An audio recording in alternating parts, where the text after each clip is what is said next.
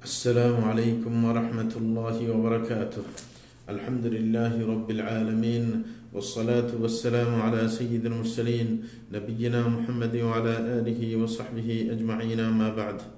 প্রিয় দর্শক ও শ্রোতা ভাই বোনেরা, অন্য সময়ের মতো আবারও আপনাদের সামনে উপস্থিত হয়েছি ফাতোয়া আরকানুল ইসলামের আরেকটি পর্ব নিয়ে। এই পর্বে যা থাকছে সেটা হচ্ছে যে লা ইলাহা ইল্লাল্লাহ এই কালিমার মধ্যে কি তাওহীদের সকল প্রকার ঢুকে আছে। দ্বিতীয় কথা হচ্ছে জিন ও মানুষের সৃষ্টির আসল উদ্দেশ্য কি। তৃতীয় নম্বর হচ্ছে আমরা কখনো কখনো দোয়া করে থাকি, অথচ তা কবুল হয় না, কিন্তু আল্লাহ জাল্লাহু কোরআন মাজিদের মধ্যে ওয়াদা করেছেন যে দোয়া করলে কবুল হবে। এই তিনটি প্রশ্নের উত্তর দেওয়ার জন্যই এই পর্বে উপস্থিতি। প্রথম প্রশ্ন আছে শেখ মোহাম্মদ বিন সালেহ আল উসাইমিন রাহিমাহুল্লাহকে প্রশ্ন করা হয়েছে যে লা ইলাহা ইল্লাল্লাহ এই যে কালিমা, এতে তিনটা তৌহিদের প্রকার কি ঢুকে আছে। তখন তিনি উত্তর দিলেন যে এতে তিনটা তৌহিদের প্রকার ঢুকে আছে অবশ্যই। কোনোটা আছে সরাসরি, আর কোনোটা আছে তার অন্তর্গত, আর কোনোটা আছে যেটা বাধ্যতামূলক করে, মানে সেটা ধরতেই হবে, অধীন করে নেয়। তো এটার বিস্তারিত কথা হচ্ছে যে যে একজন ব্যক্তি যখন বলে যে আশহাদু আল্লা ইলাহা ইল্লাল্লাহ, যা আমি সাক্ষ্য দিচ্ছি যে আল্লাহ জাল্লাহু ছাড়া সত্য কোনো মাবুদ নেই, তাহলে অবশ্যই তার মানে মানসিকতা এই কথা অতি দ্রুত আসে যে এটা দ্বারা তাওহীদ ইবাদতকে বোঝানো হয়েছে, মানে তাওহীদ উলুহিয়্যা। তাইলে লা ইলাহা ইল্লাল্লাহ আসলে এটা তাওহীদ উলুহিয়্যাতের কালিমা। এটা হচ্ছে সচরাচর যেটা বুঝে আসে। এর পাশাপাশি আবার আপনার আরেকটা জিনিসও বুঝে আসে, সেটা হচ্ছে যে অধীন, যে তাওহীদ রুবুবিয়্যাতকে সেটা অধীন করে নিয়েছে। কারণ প্রত্যেক ব্যক্তি যে একথা স্বীকার করে যে আল্লাহ জাল্লাহু এককভাবে তিনি ইবাদতের উপযুক্ত, তিনি ছাড়া আর কারোর ইবাদত করা যায় না, তিনি অবশ্যই বিশ্বাস করেন যে আল্লাহ আমাদের প্রতিপালক। যদি আল্লাহ তার প্রতিপালক এই যদি নাকি চিন্তা তার মধ্যে না থাকে, তাইলে আল্লাহ যে ইবাদতের উপযুক্ত সেটার চিন্তা তার আসবে না। কারণ কারোর কাছ থেকে কোনো কিছু না পাইলে তার আনুগত্যের চিন্তা আসে না মাথায়। এই কারণে বলতে হবে যে এর অধীনে অবশ্যই তাওহীদ রুবুবিয়্যাত রয়েছে। তৃতীয় নম্বর কথা হচ্ছে যে তাওহীদুল আসমা ওয়াস সিফাতের কথা, যে সেটাও এটার অধীন রয়েছে। কারণ কোনো মানুষ ইবাদত করবে না, কারোর আল্লাহর ইবাদত করবে না যতক্ষণ পর্যন্ত না জানবে যে তিনি ইবাদতের উপযুক্ত। এবং এটা এই জন্য ইবাদতের উপযুক্ততাটা এই কারণে যে তিনি জানেন যে তার অনেক নাম ও গুণাবলী রয়েছে। তার অবস্থান সম্পর্কে জানার পরেই তার ইবাদত করতে একজনে আপনার উৎসাহী হয়ে ওঠে। যদি কেউ কারোর ব্যাপারে জানে তার এত গুণ, এত কিছু, এই সমস্ত চিন্তা যখন আসে, সে একজন গুরুত্বপূর্ণ ব্যক্তি, তখনই আপনার তার আনুগত্য করার জন্য সে মানসিকতা পোষণ করে। তাইলে যদিও কালিমাটা তাওহীদ উলুহিয়্যাতের কালিমা, কিন্তু তার অধীন রয়েছে তাওহীদ রুবুবিয়্যাত, যেটা আসল মূল ভিত্তি, সেটার ভিত্তিতেই আপনার আনুগত্যের চিন্তা আসে। এবং পাশাপাশি তাওহীদুল আসমা ওয়াস সিফাত, সেটাও আপনার আনুগত্যের ব্যাপারে মানুষের পিছনে উৎসাহ যোগায়। এই কারণে প্রত্যেকটাই এটার মধ্যে সামিল। এই কারণেই তো ইব্রাহিম আলাইহিস সালাম তার পিতাকে বলেছিলেন সূরা মারইয়ামের 42 নম্বর আয়াতে, ইয়া আবাতি লিমা তা'বুদু মা লা ইয়াসমা'ু ওয়া লা ইউবসিরু ওয়া লা ইউগনি আনকা শাইআ, যে বলছেন হে আমার পিতা, আপনি কেন এমন কিছুর ইবাদত করেন যে দেখতে পায় না, যে আপনার শুনতে পায় না, যে আপনার কোনো ফায়দা করতে পারে না। তাইলে এখানে ইঙ্গিত দেওয়া হয়েছে রুবুবিয়্যাতের প্রতি এবং আসমা সিফাতের প্রতি, যে শোনা, দেখা এবং আপনার ফায়দা করা, এগুলো যখন করতে পারছে না, তাইলে তার ইবাদত আপনি কেন করতে যাবেন। তাইলে তাওহীদ ইবাদত বা উলুহিয়্যাত, এটা কিন্তু তাওহীদ রুবুবিয়্যাত আসমা সিফাতকে আপনার অধীন করে নেয়। এটা হচ্ছে আসল কথা। এখন দ্বিতীয় প্রশ্নে আসি, সেটা হচ্ছে একজন প্রশ্ন করছেন যে মানুষ এবং জিনকে সৃষ্টি করার আসল উদ্দেশ্য কি। উত্তরে তিনি বলেন যে এই প্রশ্নের উত্তর দেওয়ার আগে তিনি একটা জিনিস সতর্ক করতে চাচ্ছেন, যে একটা ব্যাপক একটা সূত্র, যে আল্লাহ জাল্লাহু সৃষ্টির এবং আল্লাহ জাল্লাহু শরীয়ত নির্ধারণ একটি সূত্র রয়েছে। এই যে সূত্রটা, এই সূত্রটা কিন্তু নেওয়া হচ্ছে সূরা তাহরীমের 2 নম্বর আয়াত থেকে। কারণ আল্লাহ বলেছেন ওয়া হুয়াল আলিমুল হাকিম, তিনি হচ্ছেন জ্ঞানী এবং তিনি সুকৌশলী। এরকম ভাবে আরেক আয়াত সূরা নিসার 42 নম্বর আয়াতে আল্লাহ বলেন ইন্নাল্লাহা কানা আলিমান হাকিমা, যে আল্লাহ হচ্ছেন জ্ঞানী এবং সুকৌশলী। হুম, এছাড়াও আরো অনেকগুলো আয়াত আছে যেগুলো যে আল্লাহ শাহানুর সৃষ্টি এবং আল্লাহ শাহানুর শরীয়ত নির্ধারণ বা আপনার বিধিবিধান প্রণয়নের ক্ষেত্রে হুম, আল্লাহর কি উদ্দেশ্য সেটা আপনার এখান থেকে আইডিয়া করা যায়। কারণ হচ্ছে কি, যে কোনো জিনিসকে আল্লাহ শাহানু যদি সৃষ্টি করেন তার অবশ্যই একটা কৌশল এটার পিছনে রয়েছে। চাই সেটা আপনার নতুন করে নিয়ে আসা হোক, হ্যাঁ, অথবা আপনার তা সেটা আপনার ধ্বংস করে দেওয়া হোক, হ্যাঁ, যেটাই হোক না কেন। এবং কোনো জিনিস যদি আল্লাহ শরীয়ত নির্ধারণ করেন সেটার পিছনেই একটা আপনার কি আছে, হিকমত রয়েছে, কৌশল থাকে। চাই সেটা ওয়াজিব করার ক্ষেত্রে হোক, চাই সেটা হারাম করার ক্ষেত্রে হোক, চাই সেটা মুবাহ করার ক্ষেত্রে হোক, মানে জায়েজ করার ক্ষেত্রে হোক, প্রত্যেকটার পিছনে অবশ্যই আপনার হিকমত থাকবে। কারণ আগের আয়াত দুটিতে এটাই বলা হয়েছে যে আল্লাহ জ্ঞানী এবং তিনি সুকৌশলী। তাইলে কৌশল এবং জ্ঞানের আপনার চাহিদা হলো ওটা, দাবি হলো ওটা, যে কোনো কাজ তিনি করতে গেলে সেটার পিছনে অবশ্যই হিকমত লুকায়িত থাকবে। কারণ তিনি সুকৌশলী, জ্ঞান, হ্যাঁ, বিজ্ঞানময়। সুতরাং তার কোনো কথা অযথা হতে পারে না, তার কোনো কাজ অযথা হতে পারে না। তাইলে এই যে হিকমতগুলো আছে, যেটা তার আপনার কওনি বিধান হোক, মানে সৃষ্টিগত হোক, অথবা শরীয়তগত হোক, সেটা আমাদের কিছু কিছু আইডিয়া হতেও পারে। কারণ অনেক যারা একটু বুদ্ধিমান বেশি, কোনো একটা রহস্য উদ্ঘাটন করতেও পারেন তারা। আর কখনো কখনো কারো নিকট আপনার মানে অজান্তে থেকে যাবে, যে জানা সম্ভব নাও হতে পারে। কখনো কখনো আবার কিছু লোক জানতে পারে, আবার কিছু লোক নাও জানতে পারে।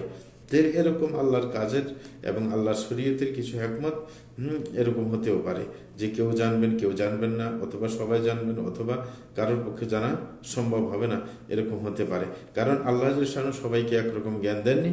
আল্লাহ শানু একজনকে এক ধরনের জ্ঞান দিয়েছেন, বুঝ দিয়েছেন। যখন এই কথাটা নিশ্চিত, তাইলে আমরা বলতে পারি যে আল্লাহ শানু জিন এবং মানুষকে যে সৃষ্টি করেছেন সেটা একটা বিশাল একটা হিকমত নিয়ে বা একটা উদ্দেশ্য নিয়ে তিনি করেছেন, আর সেটা হচ্ছে তার ইবাদত করা। এবং এই কথাই সূরা যারিয়াতের 56 নম্বর আয়াতের মধ্যে আল্লাহ বলেন, ওয়ামা খালাকতুল জিন্না ওয়াল ইনসা ইল্লা লিয়াবুদুন, যে আমি মানুষ এবং জিনকে সৃষ্টি করেছি আমার ইবাদতের জন্য। এবং অন্য আয়াতের মধ্যে সূরা মুমিনুনের 115 নম্বর আয়াতের মধ্যে আল্লাহ বলেন, আফাহাসিবতুম আন্নামা খালাকনাকুম আবাথা ওয়া আন্নাকুম ইলাইনা লা তুরজাউন। আল্লাহ জাল্লাহু বলেছেন যে তোমরা কি মনে করছো যে আমি তোমাদেরকে অযথা তৈরি করেছি এবং তোমরা আমার কাছে ফিরে আসবে না? না, এরকম হতে পারে না, বরং একটা উদ্দেশ্য নিয়ে তৈরি করা হয়েছে। এবং এরকম ভাবে সূরা কিয়ামত 36 নম্বর আয়াতে আল্লাহ বলেন, আয়াহসাবুল ইনসানু আন ইউতরাকা সুদা, যে মানুষ কি মনে করছে যে তাদেরকে এমনিতেই ছেড়ে দেওয়া হবে? না, কোশ্চেন কালেও না। তাইলে এগুলো এই কথা প্রমাণ করে যে মানুষ এবং জিন সৃষ্টির আসল উদ্দেশ্য হচ্ছে আল্লাহর ইবাদত করা।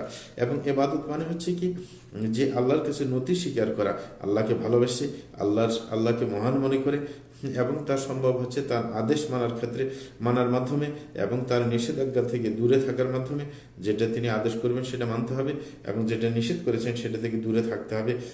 এবং এটার মূল হবে আল্লাহর ভালোবাসা এবং আল্লাহকে মহান মনে করার মাধ্যমে। আল্লাহ নিজেই বলেছেন সূরা বাইয়িনার 5 নম্বর আয়াতের মধ্যে আল্লাহ বলেন, ওয়ামা উমিরু ইল্লা লিয়াবুদুল্লাহা মুখলিসিনা লাহুদ্দীন হুনাফা।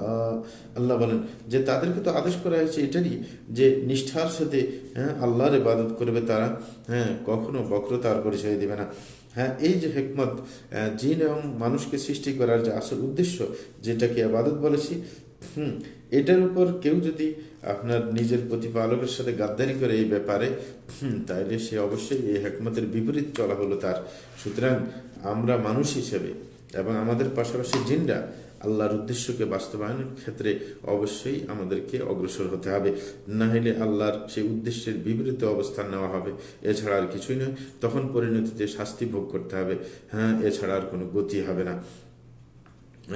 যারা আল্লাহর এই রহস্যের পানে অগ্রসর হচ্ছেন না, তাহলে সে পরোক্ষভাবে এই কথাটা সাক্ষ্য দিতে চায় যে আল্লাহ শানু মানুষকে সৃষ্টি করেছেন বেহুদা। যদিও সে প্রকাশ্যে এরকম বলতে না চায়, কিন্তু পরোক্ষভাবে সে এটাই বুঝাতে চাচ্ছে যে না, অযথাই আপনি সৃষ্টি করেছেন, কোনো এটার পেছনে উদ্দেশ্য নাই। এখন আসল মৌলিক যে প্রশ্নটা অনেকের মনে আসে সেটার দিকে আমরা যাচ্ছি। সেটা হচ্ছে মোহাম্মদ বিন সালেহ আল উথাইমিন রাহিমাহুল্লাহকে জিজ্ঞাসা করা হলো যে অনেক সময় মানুষ দোয়া করে কিন্তু উত্তর পায় না, অর্থাৎ তার দোয়া কবুল হচ্ছে না, অথচ আল্লাহ শান কোরআন মাজিদের মধ্যে বলেছেন উদউনি আস্তাজিব লাকুম, যে তোমরা আমাকে ডাকো আমি তোমাদের ডাকে সাড়া দেবো। হ্যাঁ, তাইলে এটা হয় কেন? তখন তিনি উত্তর দিয়েছেন যে আপনার প্রথমত আল্লাহর প্রশংসা এবং রসুল আকরম সাল্লামের উপর দুরূদ পড়ে তিনি আল্লাহর কাছে ফরিয়াদ করেছেন সকল মুসলমানের জন্য যে আল্লাহ যেন সকলের আকীদা বিশ্বাস কথা এবং কাজ সবগুলোর মধ্যে সঠিকতা দিয়ে দেন। তিনি বলেন যে আল্লাহ শানু বলেছেন যে ওয়াকালা রাব্বুকুম উদউনি আস্তাজিব লাকুম ইন্নাল্লাযীনা ইস্তাকবিরুনা আন ইবাদাতি সায়াদখুলুনা জাহান্নামা দাখিরিন। সূরা গাফিরের ৬০ নম্বর আয়াতে আল্লাহ বলেন তোমাদের প্রতিপালক বলেছেন যে তোমরা আমাকে ডাকো আমি তোমাদের ডাকে সাড়া দেব, এবং যারা অহংকার বশত আমাকে ডাকা থেকে যারা দূরে থাকে, হ্যাঁ আল্লাহ বলছেন অচিরেই তাদেরকে আল্লাহ লাঞ্ছিত করে জাহান্নামে প্রবেশ করাবেন। এখন কথা হচ্ছে এই আয়াত শোনার পর একজনের প্রশ্ন আসতে পারে যে কোনো ব্যক্তি আল্লাহকে ডাকছে কিন্তু আল্লাহ অনেক দিন হচ্ছে তার ডাকে সাড়া দিচ্ছেন না, তখন তার বাস্তবতার সাথে তার এই আয়াতের মর্মের সাথে অমিল দেখা যাচ্ছে যে আল্লাহ ওয়াদা করলেন যে আপনার ডাক দিলে সাড়া দিবেন, কিন্তু অথচ আমি তো ডাকছি কিন্তু সাড়া তো দিচ্ছেন না, তাইলে আল্লাহর ওয়াদার বিপরীত কি হয়ে গেল না? তখন এটার উত্তর আপনার অবশ্যই জানতে হবে, এবং তিনি বলছেন এটার উত্তর দেওয়ার জন্য অবশ্যই আমাদের জানতে হবে যে আপনার ডাকে সাড়া দেওয়ার কিছু শর্ত রয়েছে। শর্তগুলো যদি না পাওয়া যায় তাহলে আপনি ডাকে সাড়া দিবেন না। দুনিয়াতে যদি কেউ বলে যে কোনো রাষ্ট্রপতি বলে যে আমি প্রত্যেককে সুবিধা দেব, এই সুবিধা দিব এই সুবিধা দিব, কিন্তু দেখা যাবে যে আপনি যখন নিতে যাবেন সুবিধা তখন অনেক শর্তের ব্যাপার স্যাপার আপনার কি সামনে চলে আসবে, যে শর্ত তোমার মধ্যে পাওয়া যাচ্ছে না ওই শর্ত পাওয়া যাচ্ছে না, এবং এই সুবিধার জন্য এই শর্ত আছে ওই শর্ত আছে। এই ক্ষেত্রে একই অবস্থা যে আপনার যে ডাকে সাড়া দিবেন, হ্যাঁ আপনার দোয়া যে কবুল করবেন এটার কিছু শর্ত আছে, শর্তগুলো পাওয়া গেলে কিন্তু সেটা আবেদন ইনশাল্লাহ আদায় হবে। তারপর না হইলে সেটা অন্য কারণ আছে, সেটা সামনে আসবে। প্রথম শর্তগুলো জেনে নিই। কি শর্ত? প্রথম হচ্ছে শর্ত যে আপনি আল্লাহর প্রতি নিষ্ঠার সাথে আপনার দোয়ার ক্ষেত্রে নিষ্ঠার পরিচয় দিতে হবে, যে আপনি দোয়া করছেন একবারে খুব একমাত্র আল্লাহর প্রতি নিষ্ঠা রাখবেন, আল্লাহর প্রতি খাঁটি অন্তঃকরণ নিয়ে উপস্থিত অন্তর নিয়ে আল্লাহর দিকে মুখাপোখি হয়ে, এবং আপনি যে আল্লাহর কাছে আশ্রয় নিলেন এই আপনার দাবি আদায়ের জন্য, এই ব্যাপারটা আপনাকে চূড়ান্ত করতে হবে যে কোনো দিকে আপনার আর কোনো চিন্তা নেই। আপনি জানেন যে আল্লাহ জাল্লাহু একমাত্র আমার এই দাবি পূরণ করতে পারেন এবং ইনশাআল্লাহ তিনি করবেন, এরকম একটা চেতনা নিজের মধ্যে জাগিয়ে তুলতে হবে। যদি এটা না থাকে, ইখলাস যেটাকে বলে যে তিনি একমাত্র আমার দাবি পূরণ করবেন এবং তিনি করবেনই, এটা আমার বিশ্বাস, এরকম কথা আপনার মনের মধ্যে থাকতে হবে। দ্বিতীয় নম্বর শর্ত হচ্ছে যে একজন ব্যক্তি যখন দোয়া করতে যাবে তার এই ব্যাপারে তার অতি প্রয়োজনীয়তা তার মধ্যে থাকতে হবে, যে আল্লাহর আমার প্রয়োজন, যেটা আমাকে চাই, মানে এছাড়া আমার চলবে না, এরকম একটা ভাব নিয়ে আল্লাহর কাছে দোয়া করতে হবে যে আমাকে এটা দিতেই হবে, আমার এটা প্রয়োজন এবং একান্ত প্রয়োজন, এরকম একটা চাহিদা নিয়েই আল্লাহর কাছে দোয়া করতে হবে। কারণ আল্লাহ নিজেই তো আপনার বিপদে যারা পড়েন তাদের ডাকে সাড়া দেন, তিনি সমস্ত সমস্যার সমাধান করে দেন। সুতরাং একজন ব্যক্তি যখন আল্লাহকে ডাকবে সে যদি এই চিন্তা মাথায় আনে যে তার আল্লাহর কোনো প্রয়োজন নেই, তাহলে বুঝে গেছে তার তো দরকারই নেই। সুতরাং দরকারটা মাথায় রাখতে হবে যে তিনি দরকার বশত যে এই দোয়া কবুল করা মানে একান্ত প্রয়োজন, এরকম একটা চেতনা নিয়ে তাকে দোয়া করতে হবে। না হলে তো আল্লাহর কি কবুল করার কি কাম আছে? আল্লাহ তো বুঝতেছেন এর তেমন একটা দরকার নাই। তৃতীয় নম্বর হচ্ছে যে আপনার হারাম খাদ্য খাওয়া থেকে দূরে থাকতে হবে, কারণ হারাম খাদ্য খাইলে একজন মানুষ এবং তার দোয়া কবুল হওয়ার মাঝে একটা প্রতিবন্ধকতা সৃষ্টি করে। যেমন আপনার বিশুদ্ধ এক হাদিসের মধ্যে এসেছে যে আল্লাহ রসুল সাল্লাল্লাহু আলাইহি ওয়াসাল্লাম বলেন যে ইন্নাল্লাহা তাইয়্যিবুন লা ইয়াকবালু ইল্লা তাইয়্যিবা, যে আল্লাহ জাল্লাহু পবিত্র, তিনি পবিত্র ছাড়া আর কিছুই গ্রহণ করেন না। ওয়া ইন্নাল্লাহা আমারাল মুমিনিনা বিমা আমারা বিহিল মুরসালিন, যে আল্লাহ জাল্লাহু মুমিনদেরকে সেই আদেশই করেছেন যে আদেশটা করেছেন রসুলদেরকে, আল্লাহ জাল্লাহু বলেন কি, ইয়া আইয়ুহাল্লাযীনা আমানু কুলু মিন তাইয়্যিবাতি মা রাযাকনাকুম ওয়াশকুরু লিল্লাহি ইন কুনতুম ইয়্যাহু তা'বুদুন। আল্লাহ বলছেন, হে ইমানদারগণ, তোমরা তোমাদেরকে আমি যে পবিত্র রিজিক দিয়েছি সেখান থেকে তোমরা ব্যয় করো, সেখান থেকে তোমরা খাও এবং আল্লাহর কৃতজ্ঞতা আদায় করো যদি তার ইবাদত করতে হয়। এরকম ভাবে আল্লাহ শান অন্য আয়াতের মধ্যে বলেন, ইয়া আইয়ুহার রাসূলু কুলু মিনাত তাইয়্যিবাতি ওয়া'মালু সালিহা। হে রাসূলগণ, যে আপনারাও পবিত্র রিজিক ভক্ষণ করবেন এবং নেক আমল করবেন। তাইলে যেরকম রসুলদেরকে পবিত্র জিনিস খাওয়ার জন্য আদেশ করেছেন এবং মুমিনদেরকেও একই আদেশ করেছেন। তারপর রসুল আকরাম সাল্লাল্লাহু আলাইহি ওয়াসাল্লাম বলেন যে একজন ব্যক্তি এমন যে সে লম্বা সফর করে আসছে এবং তার আপনার চুলে ধুলাবালি লেগে আছে এবং এলোমেলো হয়ে আছে চুলগুলো, সে আল্লাহর আকাশের দিকে হাত উঁচিয়ে সে ডাক দেয় ইয়া রব ইয়া রব বলে, অথচ তার খাদ্য হারাম, তার আপনার পরনের পোশাক হারাম এবং সে তার আনুষঙ্গিক সকল ব্যাপার যেগুলো ভোগ্য জিনিস সবই হারাম। তখন রাসূল আকরাম সাল্লাল্লাহু আলাইহি ওয়াসাল্লাম আশ্চর্য করে বলেন, ফান্না ইউস্তাজাবু লাহু, যে তার দোয়া কিভাবে কবুল হতে পারে? তাইলে খাদ্য ইত্যাদি যদি হারাম হয় তাহলে তার দোয়া কবুল হওয়ার সম্ভাবনা একবারে ক্ষীণ হয়ে যায়। এই কারণে রাসূল আকরাম সাল্লাল্লাহু আলাইহি ওয়াসাল্লাম এই জাতীয় মানুষের দোয়া কবুল হওয়াকে অনেক দূর ভেবেছেন এবং তিনি প্রথমে এটা উপস্থাপন করেছেন যে তার মানে তার হাবভাব দেখলে এমন বোঝা যায় যে তার সাথে এমন অনেকগুলো প্রকাশ্য কারণ আছে যেগুলো দোয়া কবুল হওয়ার কি সম্ভাবনা রাখে, কিন্তু তারপরেও তার দোয়া কবুল হচ্ছে না। কি কারণে? ওই খাদ্য হারাম হওয়ার কারণে। কারণ তার এই যে হাদিসের মধ্যে যে লোকটার কথা বললো যে দীর্ঘ সফর করছে এবং তার চুলগুলো এলোমেলো এবং শরীরের মধ্যে ধুলাবালি লেগে আসে, দুই হাত উঁচিয়ে বলতেছে ইয়া রব ইয়া রব, এই যে কতগুলো গুণ যেগুলো বিস্তারিত বলছি যে দোয়া কবুল হওয়ার প্রকাশ্য কিছু কারণ আছে। এক নম্বর হচ্ছে সে আল্লাহর আকাশের দিকে হাত উঁচিয়ে আল্লাহর কাছে চাচ্ছে, এটাও কিন্তু এবং কারণ সে জানে যে আল্লাহ জাল্লাহু আকাশে আছেন, আরশের উপরে অবস্থান করছেন এবং যে হাত উঁচিয়ে তিনি দোয়া করছেন, এই দোয়াটাও আপনার আলামত যে দোয়া কবুল হওয়ার, যে হাত উঁচিয়ে যে করছেন। কারণ ইমাম আহমদ তার মুসনাদের মধ্যে একটি হাদিস উল্লেখ করেছেন, সেখানে বলা আছে রাসূল আকরাম বলেছেন, ইন্নাল্লাহ হাইয়্যুন কারীম ইস্তাহয়ি মিন আবদিহি ইযা রাফা ইলাইহি ইয়াদাইহি আন ইয়ারুদ্দাহুমা সিফরা, যে আল্লাহ জাল্লাহু লজ্জাশীল এবং তিনি দয়ালু। তার লজ্জা হয় কোনো ব্যক্তি যদি তার হাতে তার দিকে দুই হাত উঁচিয়ে কি দোয়া করে যে সেই দুই হাতকে খালি ফেরত দিতে। তাইলে দুই হাত উঁচিয়ে আকাশের দিকে উঁচিয়ে যদি কেউ দোয়া করে সেই দোয়াটা কবুল হওয়ার সম্ভাবনা, এটা হচ্ছে বাহ্যিক কথা। এরকম দ্বিতীয় আরেকটা কারণ হচ্ছে যে এই ব্যক্তি আল্লাহকে দোয়া করছে, ডাক দেওয়ার সময় কি বলছে, ইয়া রব ইয়া রব, যে রব মানে যে আল্লাহর একটা আপনার নাম ও গুণাবলী, সেটার উসিলা ধরে সে আল্লাহর কাছে চাইছে। আর এরকম উসিলা ধরা সেটাও দোয়া কবুল হওয়ার একটা সম্ভাবনাময় ব্যাপার।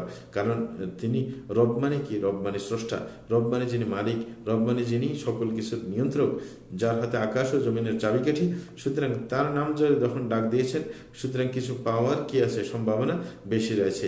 এই কারণে আপনি দেখবেন কোরআন মাজিদের মধ্যে অধিকাংশ দোয়াই রব দিয়ে শুরু করা হয়েছে।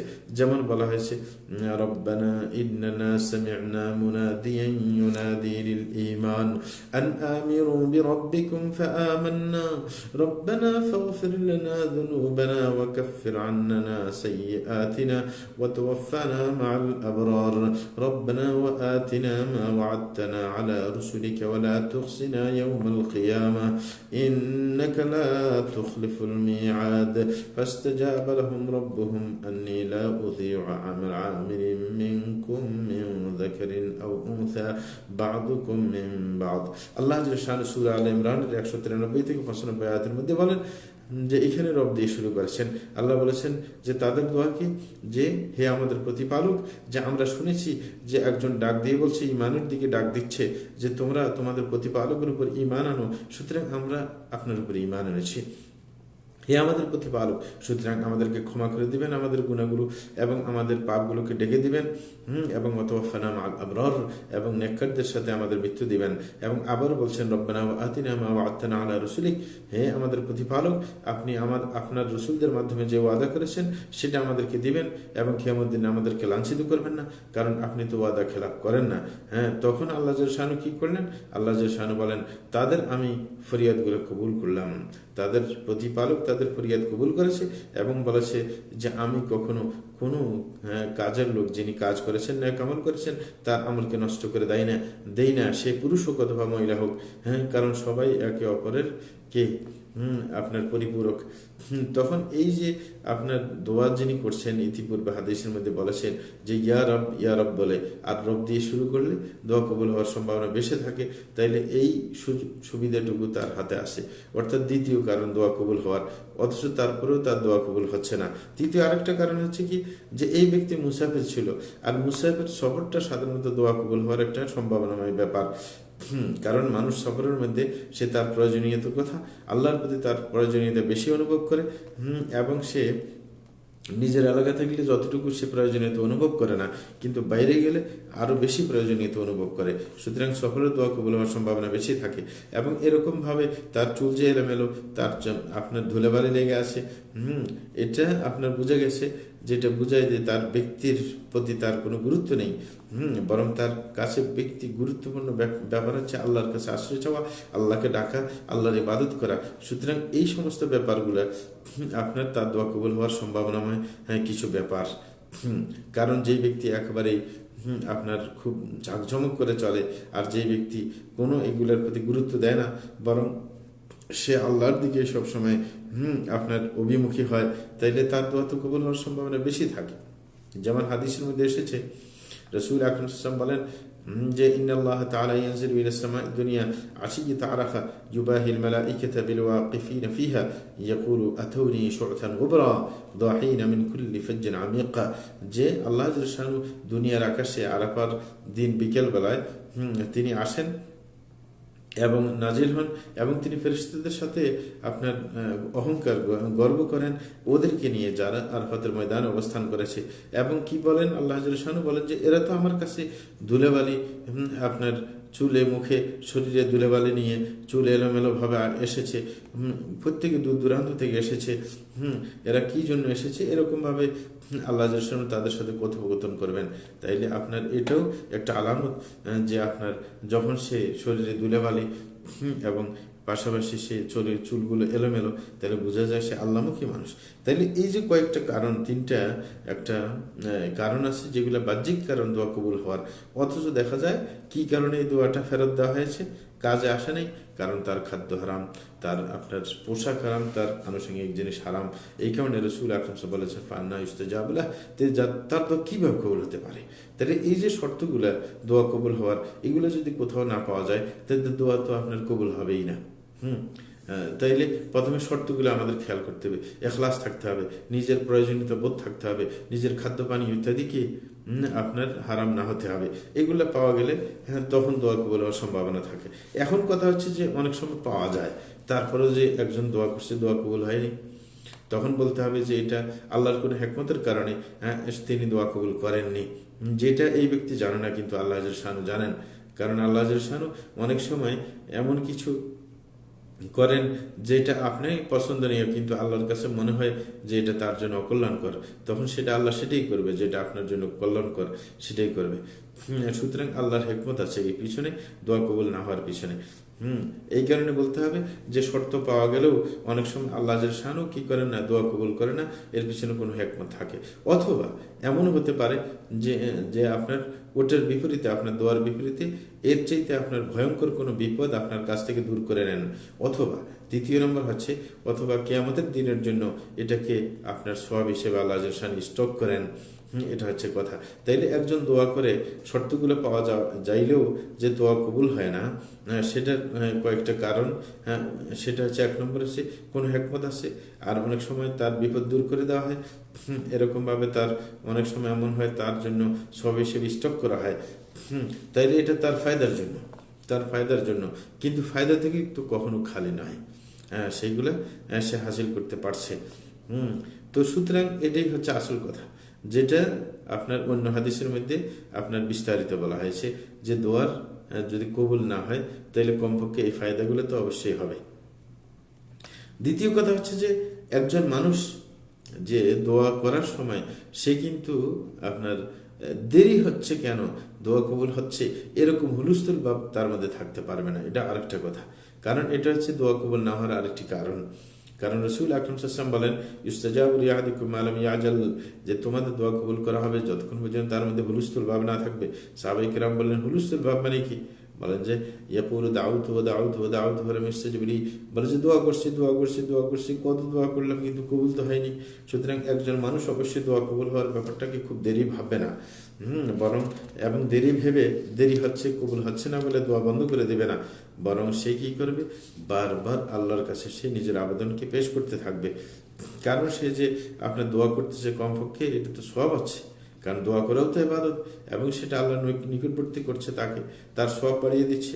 সুতরাং একজন ব্যক্তি অবশ্যই যে যখন আল্লাহর কাছে দোয়া করে, তার ব্যক্তিগত বিষয়ে, ব্যাপক বিষয়ে, তার কোনো বিষয়ে, সে অবশ্যই কমপক্ষে তো এবাদত থেকেই বঞ্চিত হচ্ছে না, এবাদতও সব তো পেয়ে যাচ্ছে, এবং পাশাপাশি অন্য লাভ হয়ে যেতে পারে, তার বিপদ দূর হচ্ছে।